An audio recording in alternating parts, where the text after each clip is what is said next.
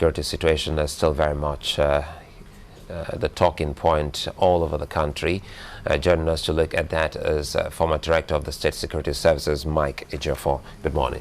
Good morning.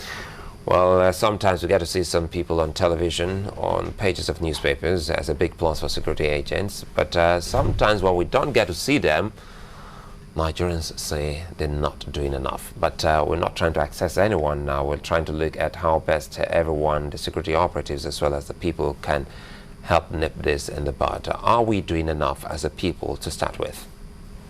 Yeah, I would say the situation in the country is disturbing to everybody. But whether we're doing enough, I would say to the best of the ability of the agencies within the available means, I think they are doing their best. Or if not enough, we'll say they're doing enough or they're doing their best. But is their best good enough? Nigerians are very critical and conscious people. They want to see results. And I've said this in several times. You know, we cannot take security subsector in isolation of other sectors, like our economy, the power sector. Everybody wants the security to perform above the Nigerian context, the Nigerian level. But I appreciate Nigerian concerns because without security, there won't be development. All other development revolve around security. So that's why Nigerians are worried.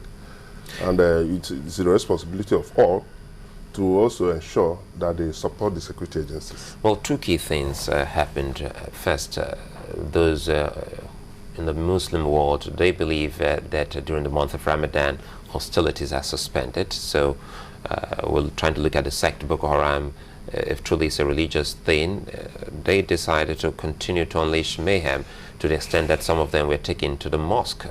The emir in Potuskum was almost assassinated right there inside the mosque. So what's your thought on all of this so that people can start thinking towards the direction of some people who already have foreknowledge of what exactly is happening? Are we having some kind of religious crisis here, or is anyone trying to Islamize Nigeria? Well, to the best of my knowledge, I understand Islam to mean peace, religion of peace. And especially this Ramadan period, we expected a ceasefire, at least to observe it. But you can see that the thing is going beyond, I wouldn't say it's religious now. Because one, Christians were complaining that we were being attacked. Now Muslims are being attacked. So it gives cause for worry to actually look at the objectives, their aims. What do they want? The issue of Islamization of a certain state. Nigeria is a secular state. We know that's not possible. But coming to the issue of attacking Muslims, it worries everybody. And I think it's time Nigerians rose to that occasion to say, no, we don't tolerate this anymore. You say you don't want Western education. For instance, you talk about we talk about the sophistication. Terrorism is a global war. It's not peculiar to Nigeria.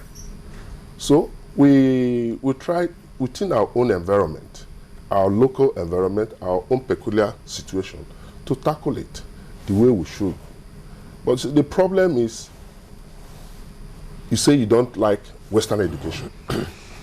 So if you don't like Western education, go back to your homes and sit down.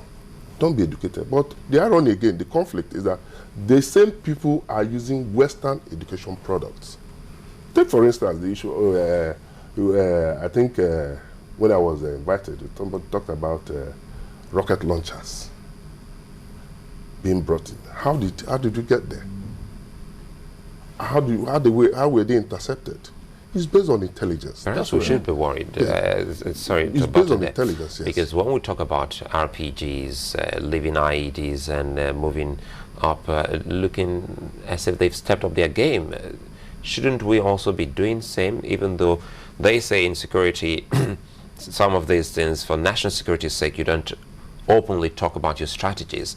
But there's one issue that is making the rounds in an age of social media and online publications, that the SSS, for instance, has been recycling suspects. I'm quite sure you must have seen that. So today they bring Mr. A and they wait for a couple of months, they bring the same. Is that the case? Suleiman, it's a serious matter, but to me it's laughable. My first reaction to those issues, I got excited. I had two reactions to it. One is that Nigerians are becoming very, very conscious of the environment. We are becoming very, very conscious, and it's good for our democracy, it's good for our development. For people to have sat down to say, look, and this same shirt that was used 3 months ago was the same shirt used now. You see, it will show the level of our consciousness. But again, as a security analyst, I looked at the pictures. I don't know whether you have the pictures. The same shirt, no doubt. Before 8 o'clock yesterday, I was receiving calls saying, what is happening in the SSS? What is happening in the SSS?